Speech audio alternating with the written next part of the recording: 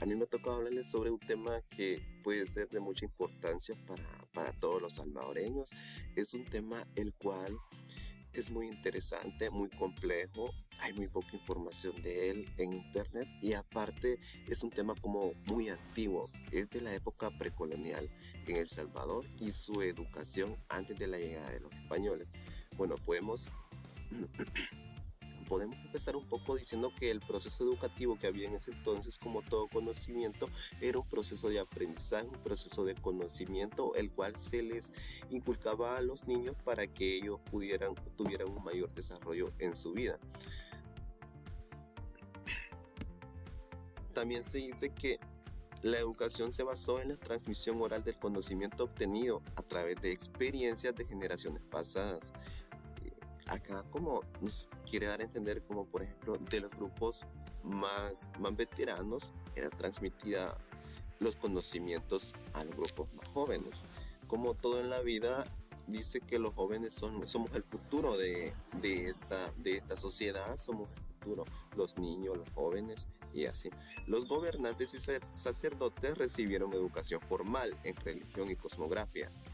La gente común probablemente no recibía la misma educación, esto debido a la clase social de cada quien, ya que los sacerdotes y los nobles en este sentido como que tenían una mejor educación por la clase social que tenían. Eran formados y aparte de esto eran formados para los cargos que iban a desempeñar en el futuro. Más aparte, las personas comunes, la población, personas como tú y yo, prácticamente ellos recibían una educación familiar, un aprendizaje, algo que les iba a servir en la vida, pero no era una educación, un proceso en sí, un proceso educativo formal, sino que más que todo era un proceso no formal, un proceso de aprendizaje, el cual se basaba en aprender cierto tipo de oficios como por ejemplo en los varones y la pesca, el papá era su maestro, el papá les enseñaba como cosas como pescar, la caza de animales, el tiro con arco y, y a la niña, al sexo femenino, la mamá les enseñaba a tejer oficios domésticos, adornos con cerámica, entre otras. Hay que tener, hay que tener en cuenta que la educación de ese entonces, la educación de la etapa precolonial, podemos decir que era un proceso sistemático. Era, era como por decirlo así, no estaba ajustada, no estaba regida a ningún tipo de orden, sino que más que todo era una educación libre, así como decía, así como dicen varios pedagogos. También dice que hablar de la educación de El Salvador es como hablar de su propia historia. El sistema educativo oficial es como una forma de transmisión en las cuales se hablan de muchos temas de los cuales podrían ser contenidos culturales y de valores de una sociedad, como normalmente nos lo muestra en la perspectiva histórica. Antes de la llegada de los españoles estaban muchas culturas indígenas en El Salvador, pero sobre todo dice que la más importante que había acá eran los pipiles. Esta era como parecida a las costumbres, el tipo de educación y las cosas que hacían a las de los aztecas.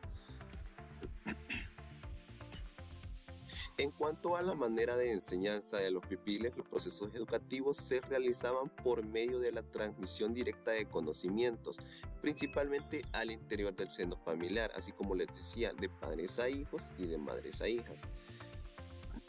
También hay que hablar de las normas sociales o valores. Estos se aprendían en el contacto diario con los demás miembros del grupo social. Ante este proceso de aprendizaje social asistemático de la educación se puede identificar dos variantes, que eran la educación de los sacerdotes y los nobles y la de los militares. Acá solo ingresaban las personas de clase noble o sacerdotal de la sociedad pipil, o sea que las personas más importantes. Ciertamente también podemos hablar de los modelos paralelos de educación de la sociocultural pipil náhuatl, que era un proceso sistemático que estaba implantado en el seno de la familia. La sociedad como tal se genera como medio de identificación con los roles de género y como medio de una unidad udidentaria de colectivo. Y por otro lado, encontramos los primeros pasos para la fundamentación de un sistema educativo formal, como el que tenían los aztecas. El proceso que tenían de educación los pipines se parecía al de los aztecas. Entonces, la incisión de un desarrollo sociocultural a través de la conquista española. Cuando vinieron los españoles, esto no permitió que se implantara como un modelo educativo formal acá en la civilización. No permitió que esto alcanzara mayores niveles de evolución educativa y pedagógica.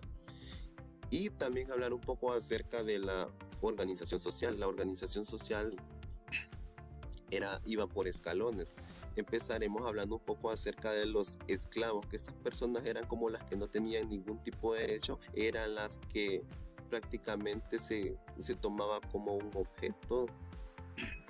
Se podía comprar un esclavo, podía venderlo y así, prácticamente eran tomados como un objeto. De ahí, en un escalón más arriba estaba el pueblo, que el pueblo eran las comunidades, las personas normales, pues se podría decir, las personas comunes. Estaban los nobles también arriba del pueblo, después los sacerdotes en el segundo escalón, y por último estaba como la persona que gobernaba, se podía decir de esta manera. Su nombre era Alac.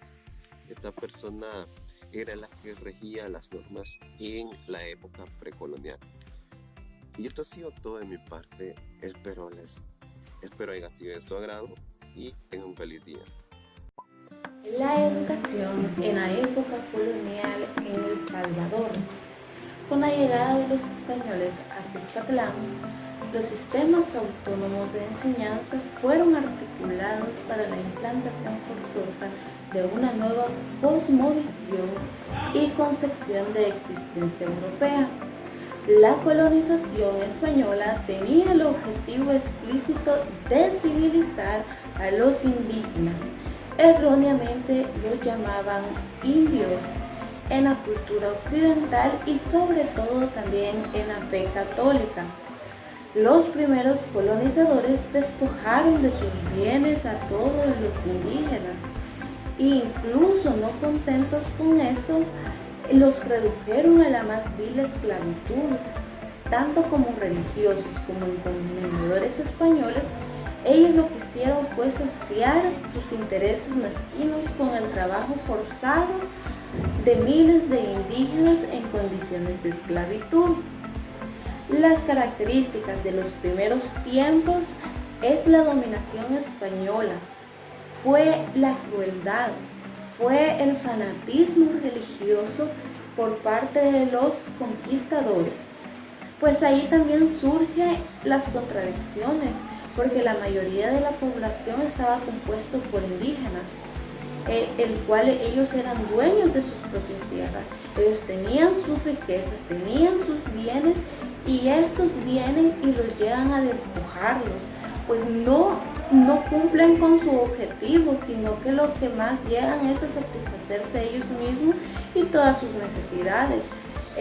Pero todo lo anterior es lo que no se apegó a las leyes reales que impusieron. Estas las impusieron en 1550 y también las ratificaron en 1580. ¿Cuál era este objetivo? Era el objetivo de civilizarlos, era el objetivo de ampararlos y de alfabetizarlos. Se puede decir que entre estas tareas también se encontraba la enseñanza de fe, la enseñanza de fe cristiana y la castellanización. Pero realmente los encomendadores lo que hicieron es que se despojaron de todo eso, sino que ellos vinieron y se lo trasladaron a los sacerdotes. Entonces, ellos no llegaron con ese interés de querer civilizar a los indígenas. Ellos más bien lo que querían es despojarse e incluso aprovechar para satisfacer todas esas necesidades, ¿verdad? Recordemos también una orden real de Doña Juana en 1518. ¿En qué consistía esta orden? Esta orden daba que los encomendadores vinieran y seleccionaran 2 indígenas. Estos 2 indígenas tenían que ser los más inteligentes, los más astutos. ¿Por qué? Porque ellos se iban a encargar de después hacer llegar esas nuevas enseñanzas hacia los demás. Se tenía como un tipo de alfabetización en forma de abanico. ¿Qué quiere decir esto? En forma multiplicador.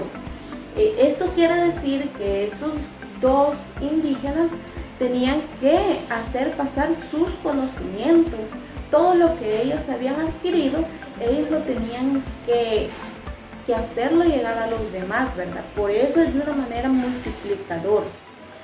Se puede afirmar que no hubo una tarea educativa, sino que más bien fue una manera administrativa de orden religioso, ¿verdad?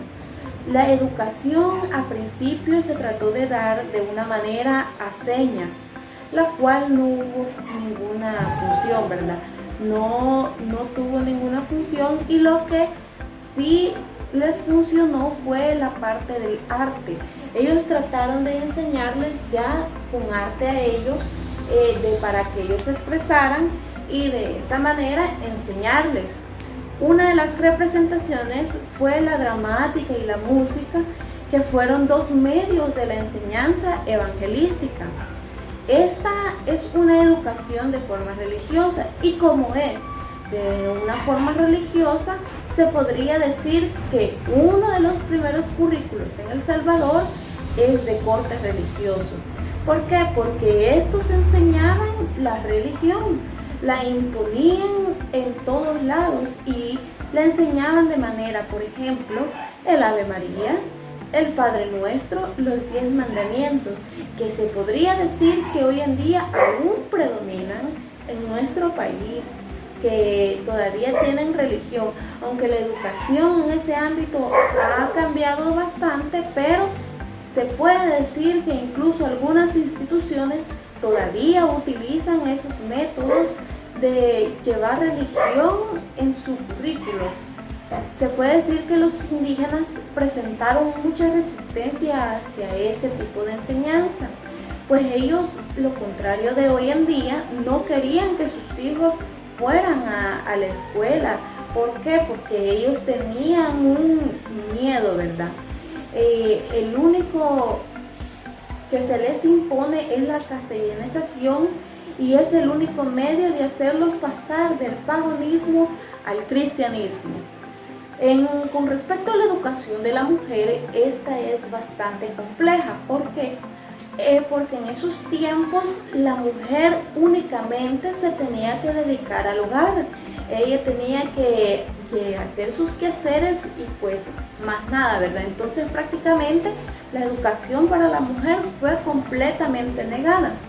Respecto a la educación media y superior, se podría decir que estos niveles todavía eran administrados por diversos religiosos, ¿verdad? Como les decía, todo este ámbito de educación se basó en la religión. Pero estos medios superiores era en Guatemala. Entonces, una crítica con ello podemos decir que un hecho educativo fue la exclusión en educación. Fue sumamente precaria e inclusive en las clases privilegiadas, ¿verdad? Adquirían conocimientos elementales, pero solamente en el seno de la familia, los hijos de los españoles. Pero muy pocos casos continuaban sus estudios en Guatemala. Por el viaje y todo eso, ¿verdad? Era muy poco lo que ellos hacían. Entonces se podría decir que esta educación fue muy escasa. Hola, buenas. Yo les voy a hablar acerca de lo que es la reforma educativa de 1940. Durante la dictadura del general Martínez en 1938 se hace la primera reforma educativa, que solo toca el nivel de educación primaria. La comisión encargada de reordenar el sistema es conocida como la generación del 28. Hay que destacar también que esta forma fue un avance importante en la que se aportaron muchas innovaciones en varios aspectos. Prácticamente se pretendía que los planes y programas de estudios tuvieran continuidad y secuencia, dando oportunidad a los maestros de seguirlos didácticamente de acuerdo a la situación particular de la población donde trabajan. Con relación al currículo, los listados de temas se suprimieron para lo que es dar oportunidad a planes de estudios, los que debían de servir de guías didácticas para tratar los temas correspondientes al ciclo escolar. Cada tema tenía a su vez un propósito al que debía ser cumplido durante el año escolar. Se introdujeron lo que son exámenes de diagnóstico y pruebas psicológicas a los alumnos para determinar las capacidades de aprendizaje de los niños. También hay que recordar que hasta la fecha la preparación profesional del magisterio era menor, por lo que la mayoría de los maestros eran empíricos y no tenían una escolástica. Para superar deficiencias didácticas y dar a conocer los nuevos planes y programas de estudios de la educación primaria, se impartió a los maestros un curso de verano. También el programa de escuelas normales fue modificado en 1940 de acuerdo a los objetivos de la nueva reforma, con la finalidad de superar las deficiencias de las futuras generaciones de maestros. Sin embargo, de acuerdo a Escamilla, uno de los integrantes de dicha comisión para la elaboración de los planes, no se tomó en cuenta lo que era como la realidad económica y social de ese entonces del país. Además de que dichos programas fueron hechos a base de pura meditación. Junto a eso, las deficiencias en la formación de los maestros no podían superar en tan corto tiempo, ni se podían transmitir los nuevos propósitos que la reforma pretendía alcanzar. Por otro lado, las asignaturas estaban tan cargadas de horas que los maestros no tenían tiempo suficiente para preparar sus clases. Aun cuando se muestra el interés por la transformación, el pensamiento estático del saber y la sociedad estratificada se reflejan como en el artículo 3 de la extensión de la educación e instrucción de primaria, donde se expone que los alumnos deben alcanzar lo que es un pensamiento exacto como imperativo para conquistar la independencia intelectual y lograr una visión completa de lo que sería del universo, como unidad que se emplea en los altos fines del progreso, para que cada individuo escoja el lugar que le corresponde a lo que sería su contorno humano. También vamos a hablar de lo que sería otra reforma educativa, la cual es la de 1968. La educación se somete a lo que sería una nueva reestructuración con el objetivo de ampliar el mercado interno a partir del desarrollo industrial. Se le dio lo que es prioridad a la calificación de mano de obra de nivel técnico medio para integrarla a corto plazo al mercado de trabajo. Los sectores estratégicos fueron en el área de educación, agricultura y la industria. También hubo lo que sería una modificación en la educación básica obligatoria, aumentó de 6 a 9 años y se crearon los bachilleratos diversificados y se impusieron tácticas para reducir el analfabetismo en los mayores de 14 años. También la nueva estructura apuntaba a contribuir y transformar la realidad y satisfacer lo que serían las demandas del desarrollo económico por medio de la modernización del aparato productivo, lo que traería el desarrollo social y por lo tanto el desarrollo sociopolítico. No se prestó lo que es una atención a la tensa situación que se vivía en esa época en el territorio salvadoreño. Se expresaba en el aumento de la violencia institucionalizada, en la falta de espacios democráticos también, en la fricción entre los gobiernos salvadoreños y hondureños que sería la guerra del fútbol y la desigualdad del crecimiento económico de los países centroamericanos. También esta reforma se hizo cuando el intento de integración del mercado común centroamericano había fracasado.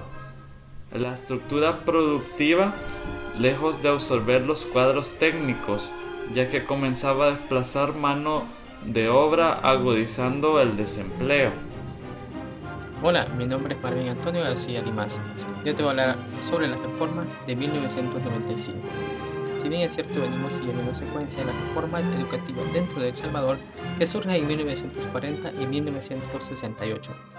En especial, me corresponde hablarte sobre las reformas que surgen en el 1995. ¿Qué es lo que pretenden las reformas educativas dentro de El Salvador?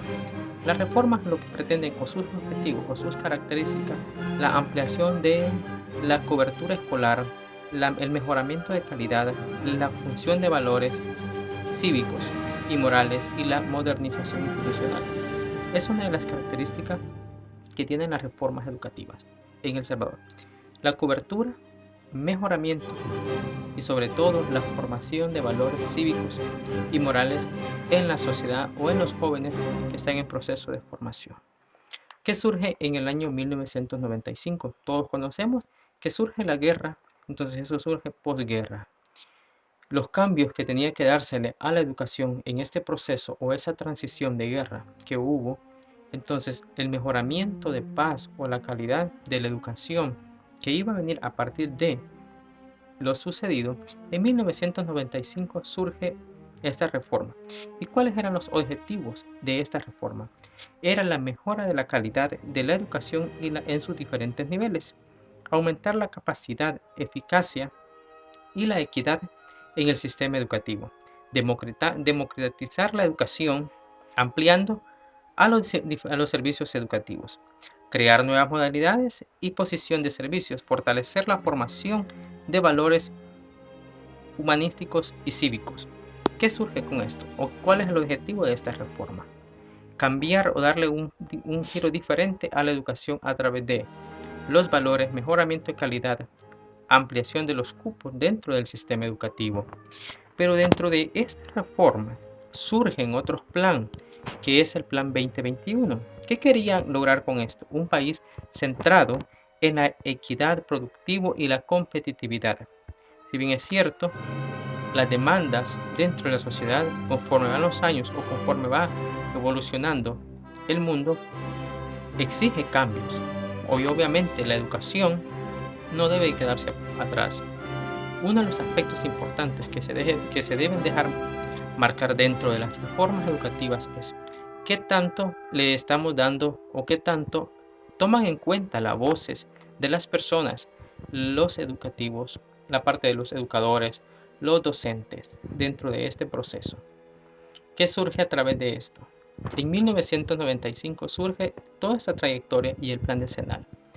Dentro de la reforma o el plan 2021, la competitividad y la productividad eran uno de los enfoques, pero sobre todo la mejora de la calidad. Ahora en día tenemos en cuenta que hay una nueva reforma en camino, que es la del Plan Toro Bos.